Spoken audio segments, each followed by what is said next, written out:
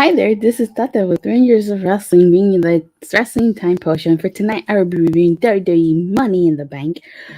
Alright, so let's talk about Liv Morgan, who not only did she win the women's Money in the Bank ladder match, but she also cashed in later on in the pay-per-view and is now the Smackdown, spoiler alert, Smackdown Women's Champion. She cashed in on Ronda Rousey after her match with Natty. And I kind of thought for a second Liv Morgan was going to lose because immediately Ronda Rousey put her in the sharpshooter. I mean, in the ankle lock. So I was thinking to myself, oh my God, Liv Morgan's going to lose. But no, she actually ended up getting out of the ankle lock and then pinning Ronda Rousey. And at the end, Ronda Rousey handed the title to Liv Morgan and gave her a hug. So very happy for Liv Morgan. And she was the most improved wrestler, I would say. But I'm honestly quite surprised that she won. I was not expecting her to win the Money in the Bank. I thought maybe Raquel Rodriguez would win since Raquel has been getting a push. And with Liv Morgan in the past, what they've done is that they start her push, then they stop it. It was all like that last year. But I'm really, really happy that she did win. I think she certainly deserved it. But I was just surprised that she won. But with that being said, Money in the Bank kicked off with the women's Money in the Bank match. So the participants were Becky Lynch, Asuka, Alexa Bliss, Liv Morgan, Raquel Gonzalez, and Lacey Evans.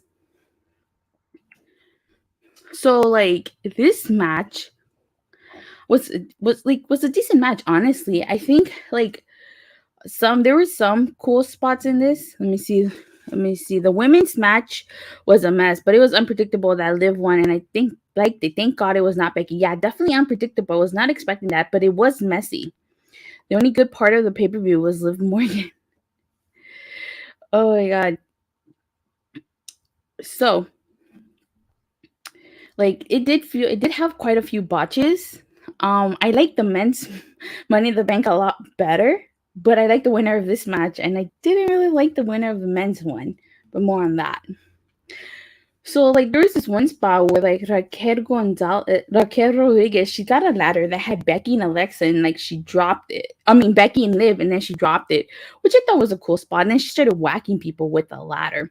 And Liv and Becky had to work together to take down Raquel, but she reversed it and did a double suplex on the ladder, which I thought was a really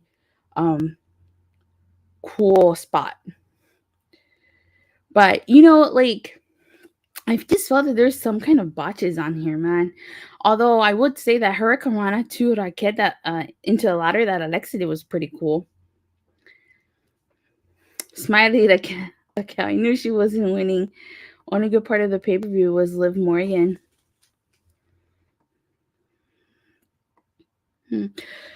Oh, so there was this one spot where Raquel set up a table in between the announce table and the ring, but she didn't get a chance to use it. Oh, instead what ended up happening was that Becky put Asuka on there, and then she jumped off and bounced off Asuka on the ladder, which it was crazy.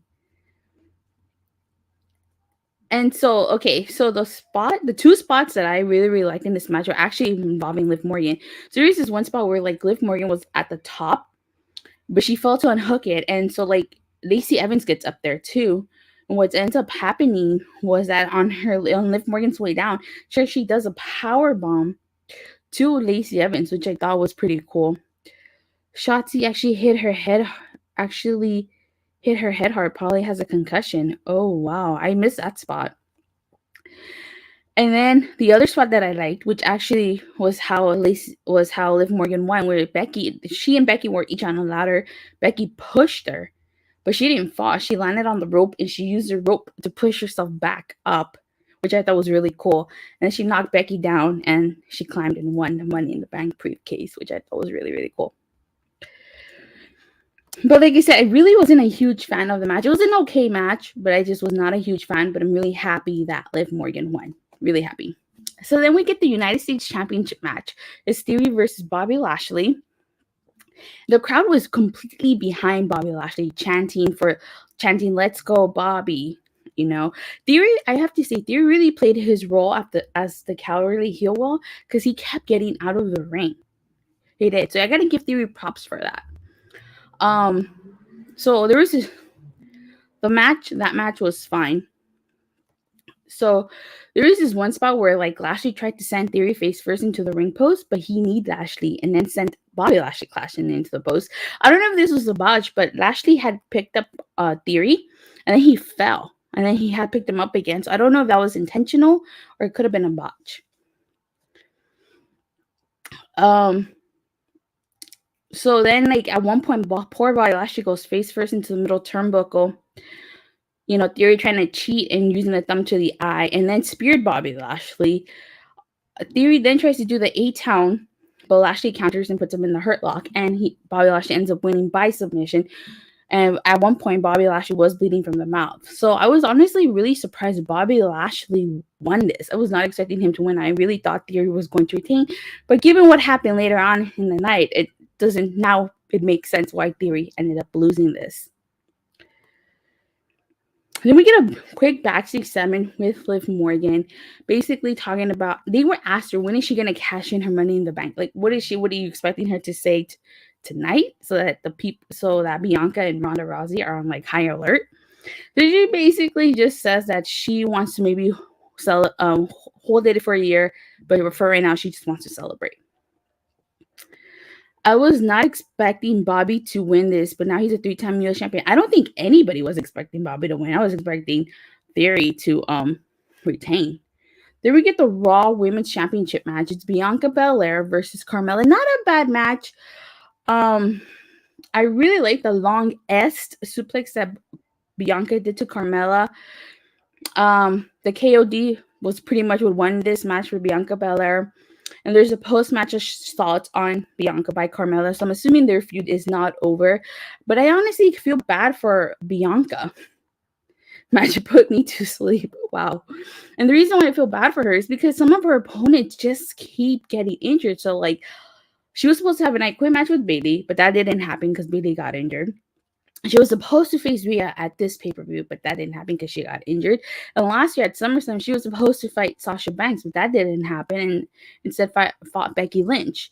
So I just feel really bad for Bianca that sometimes she just can't have some of her matches because her opponents just end up not being able to compete for whatever reason. All right, so then we get the Undisputed Tag Team title match. It's the Usos versus the Street Profits.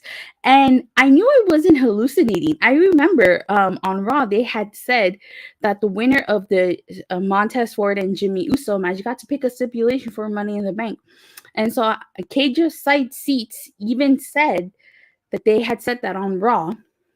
But there was no announcement of a stipulation. They didn't announce one on Smackdown.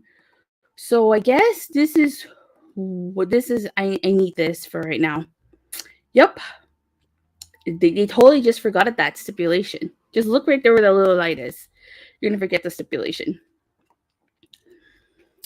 So, yeah. So they didn't announce it at SmackDown. They didn't announce it during the pay-per-view. So they totally just forgot about that stipulation. Usos and Street Profits tonight was best tag team match in the WWE year. Yeah, honestly, it was. I actually really enjoyed the match. I don't know why. If you listen to commentary, they said that that Kyla Braxton had said the rumors going around the Street Profits weren't getting along. So I don't know why they said that. I was expecting that maybe the Street Profits were going to break up if they lost, which granted didn't happen. But this was a great match. It really was. But my only issue is that we've seen this match multiple times, and I guarantee you we're going to keep seeing it just because of the finish. So, the Usos hit the 1D2 Montez Ford. So, obviously, the Usos win. But when they replay the footage, again, I don't know if this was botch, if this was intentional, or if this was all part of the storyline. But Montez Ford's shoulder was not on the mat, and they clearly showed that on the replay, and they highlighted it. So that leads me to believe that this rivalry is not open. Remember, I told you guys we're going to get every exhausting possible combination out of this feud. And we got a couple of video packages. So we had one about The Miz, and then one about Kevin Owens. I don't know why they played those random packages, probably just to kill time. And they even showed the replay of Cody Rhodes' interview for Monday Night Raw. And then we had a Logan Paul package. Logan Paul video package. Basically him signing his contract and responding to The Miz saying that he and Logan Paul were going to team up at SummerSlam. Logan Paul stated that he was not going to team up with The Miz. And it seems to me like he's going to be the face in a feud against The Miz, which is a totally big mistake. I think Logan Paul should be a heel. I think he would make a great heel, but I don't think he's going to be a believable face. All right. So then, if I continue, we get an eerie video package, and everybody like jumped to speculation very quickly. I personally even thought too, it's like maybe it's Bray Wyatt, but no, it's not Bray Wyatt. So Fightful Select reports that the spooky vignettes are meant for Edge. Several indicators like crosses representing Christian, the Hardy Boys gloves, Dudley Boys glasses, and other references to his biggest foes. So there you have it. It's not for Bray Wyatt. It's for Edge. And if you look closely, you saw all those items in the vignette, but two other ones that I noted were a license plate that said Latino Heat and medals, probably referencing Kurt Angle and Eddie Guerrero, because he would do the lowrider and Latino Heat. So that's probably what that was in reference for. All right, so then we get the SmackDown Women's Championship matches. Ronda Rousey versus Natalya, which wasn't a bad match, I'd say. Natty was actually dominating Ronda at the beginning. She did with the double stretch. Ronda put Natty in a sharpshooter, but she posed like Shawn Michaels, going like that. So I don't know if she just totally like forgot that she's supposed to be like Bret Hart, but we'll see. So obviously Ronda ends up with another spot that I like was when Natty tried to do the armbar to Ronda, and then Ronda countered that. So obviously Ronda Rousey wins this by submission, but she's all banged up, and that's when Liv Morgan cashes in on Ronda Rousey. But like I said, I thought then it leads into Liv Morgan versus Ronda Rousey, but because another match to put you to sleep, we'll put you to sleep. Ronda Rousey versus Natty. But because Ronda Rousey had put Liv Morgan in the ankle lock, I really thought she was losing. I really thought Liv Morgan was losing, but she didn't. She didn't lose, and I'm really glad that she didn't. And Ronda handed her title to Liv and then hugged her. So I don't know what this means to Ronda. I don't know if this means she's taking time off, if she's leaving. I haven't heard anything. I didn't see any reporting before I went live. So if I find out more, I definitely will let you guys know. Happy for Liv Morgan winning the title, but people don't get happy because Charlotte will be back to take the title. That's what surprised me, because I thought Charlotte was going to come back and continue her rivalry with Ronda. But now that Ronda's not champion, I don't know what's going to happen, honestly, with Charlotte and Liv Morgan. Hopefully nothing. Charlotte just needs to stay away from Liv Morgan, because it's just she will probably beat Liv Morgan, and it sucks that her first title reign will end that way if it does. I really hope Liv Morgan has a lengthy title reign. Alrighty, so then the main event was men's Money in the Bank match. So the participants were Seth freaking Rollins, Riddle, Sami Zayn, Sheamus, Drew McIntyre, Madcap Moss, and Omos. If you notice, there's only 7. So Adam Pearce comes out, and he adds Theory to this match, which I'm assuming, I'm going to go out on a limb here and assume that Cody Rhodes was originally supposed to be in this match, but because he got injured, he wasn't unable to be in the match. But here's my thing. So why is Adam Pearce coming out and announcing Theory to be in this match? Since Vince McMahon likes to make random appearances on Raw and SmackDown, and he announced John Cena, you would think with Austin Theory being his handpicked protege, or his handpicked chosen one, he would come out and announce Theory himself to be in this match. But no, instead Adam Pearce does it. I don't understand if Adam Pearce is supposed to be a heel or a face. I really don't. And it just doesn't make sense to me. But like I said, I honestly like this match a lot better than the women's match. I think my favorite spot in this match was when There was actually quite a few. So my first favorite spot was when Sheamus and Drew McIntyre were just going at it, and then they set their attention towards Theory, and like Sheamus does his whole chesting, then Drew stops him, he does it, then Sheamus stops, and then they just go back and forth. I thought that was pretty funny. I think they said a total of 15 slaps to turn them to Theory.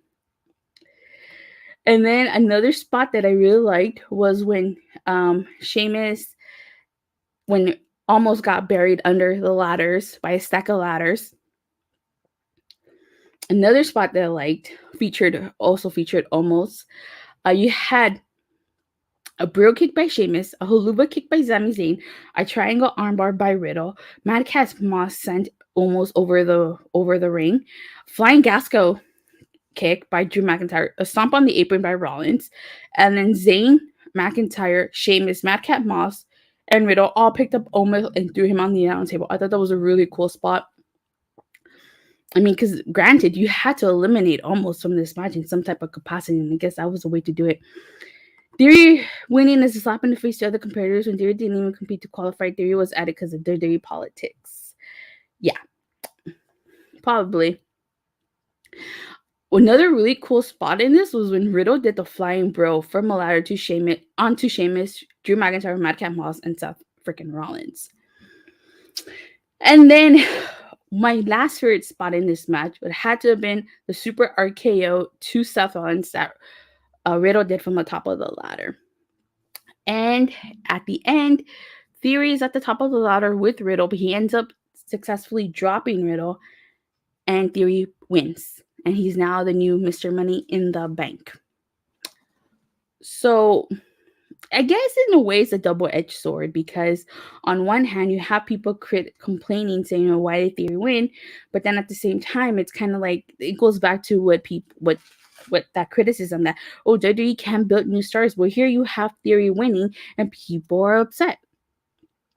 But I understand why they're upset, because like Theory, like Michael 101591 said, Theory didn't qualify for this. He was just added on to this. At least he didn't pull Brock Lesnar and appeared at the end only. But again, you know, I mean, we have to kind of give WWE some, maybe this little bit credit on allowing Austin Theory to win, and in their attempt, I guess you can say, to build a new star.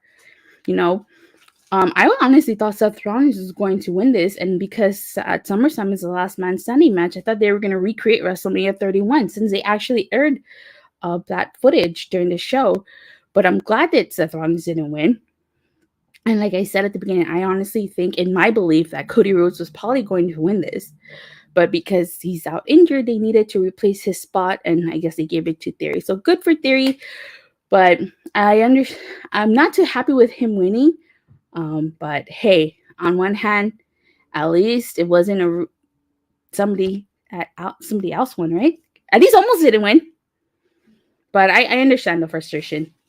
At the same time, like I said, some credit to WWE for trying to build a new star. Trying. But all right, that it is what it is. But tonight's show was not that bad, actually, if you ask me. Like I said, I prefer the women's Money in the Bank winner over the men's, but I like the men's Money in the Bank match better. I'm really happy Liv Morgan cashed in and won. She didn't lose. So Street Profits versus the Usos match was good too. So overall, decent pay-per-view, and I'm really surprised Lashley won. So I'd have to agree, an 8 out of 10. Good show and very enjoyable for the most part. But with that being said, you guys, thank you guys all so much for watching and for your continuous support. And please don't forget to like and subscribe, and make sure you hit that bell so you get notified whenever I go live or release a new video. And I'll see you guys next time. Bye.